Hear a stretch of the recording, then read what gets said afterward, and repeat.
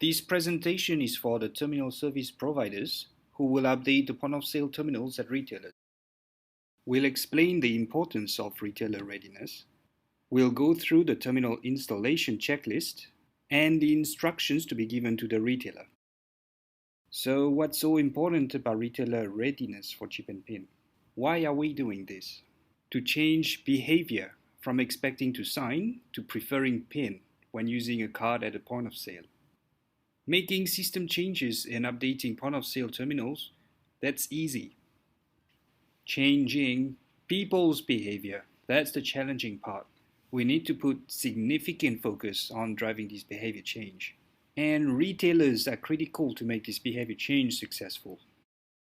It's essential that the cardholder's first experience with chip and PIN is positive. First impressions last long. Where will the cardholder use the chip and PIN card for the first time? In front of a cashier at a retailer. So the retailer must be prepared to ensure they can guide the cardholder through the first experience of paying with PIN. And once cardholders are shown a positive experience with using PIN and become used to entering PIN, they will be showing new, inexperienced cashiers how PIN should be used. This feedback cycle will help reduce the need for ongoing retailer training.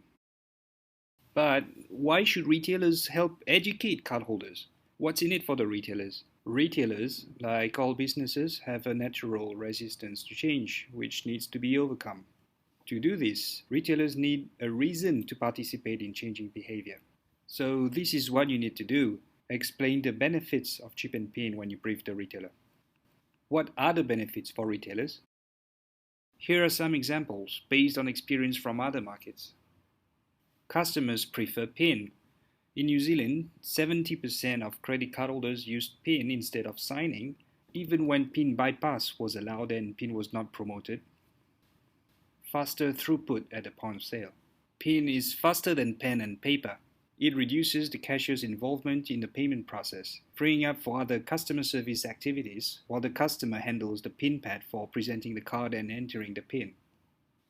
It can reduce costs by reducing printing paper receipts. Where a physical signature is not required, physical paper receipts may be replaced with digital copies. Terminal installation checklist. First on the checklist, position the PIN pad to allow customers to insert their card and to enter the PIN conveniently. This means ensuring the PIN pad cable is long enough that the PIN pad can face customers or can be held by them. Ensure the PIN can be entered securely. Ensure the PIN pad can be held up by customers to face it away from the cashier or other customers. Or if the PIN pad must be fixed, ensure it is positioned such that others cannot easily watch the PIN entered by the customer. If a privacy shield is provided, ensure it is installed on the PIN pad. And ensure security cameras cannot record the PIN entered by customers. To encourage customers to use PIN, ensure the retailer has one or more PIN and Pay campaign graphics visible, in particular at the counter or where customers pay. For instance, wobblers on the terminal or on the cash register. Tent cards near the terminal or the cash register.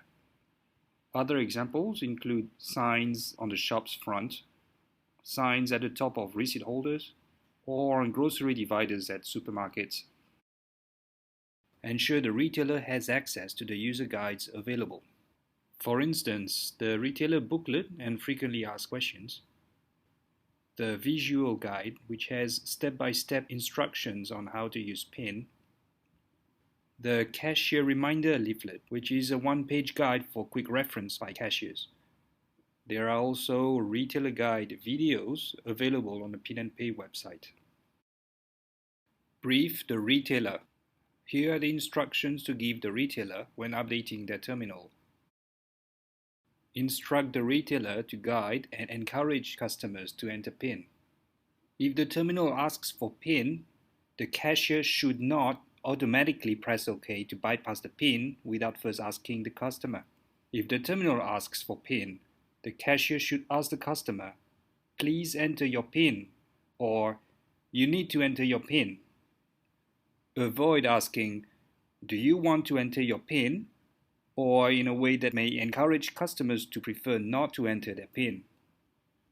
And if the customer is unsure whether their card has a different PIN, the cashier can remind them that the PIN is the same as their ATM PIN.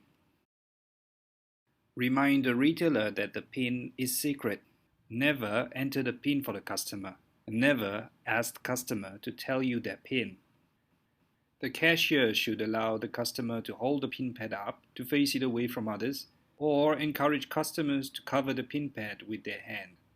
The cashier should not watch the PIN pad while the customer is entering their PIN. Instruct the retailer to assist customers who don't know their PIN. If a customer is asked to enter their PIN but they don't know their PIN, press OK to bypass PIN. In this case, the customer must sign the receipt instead. If the customer didn't know their PIN, the cashier should advise them to contact their bank to get a PIN. That's because eventually, in 2017, card issuers in Malaysia will no longer approve signature transactions without PIN. Instruct the retailer on what to do if customers enter an incorrect PIN. If the terminal shows that the PIN is incorrect, the cashier should allow the customer to re-enter their PIN. If the terminal does not automatically ask to re-enter PIN, the cashier should start the transaction again. If the terminal shows that the customer has exceeded the number of PIN attempts, the cashier should advise the customer to contact their bank to unblock their PIN. If the customer's PIN is blocked, the cashier may restart the transaction and bypass the PIN and obtain a signature instead, as Malaysian card issuers may still approve these before 2017.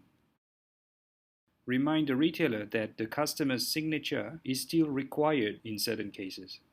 When the PIN is bypassed, the customer must sign the receipt.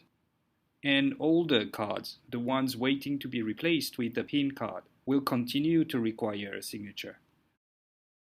Instruct the retailer that all they need to do is follow the prompt to know whether a PIN or signature is required.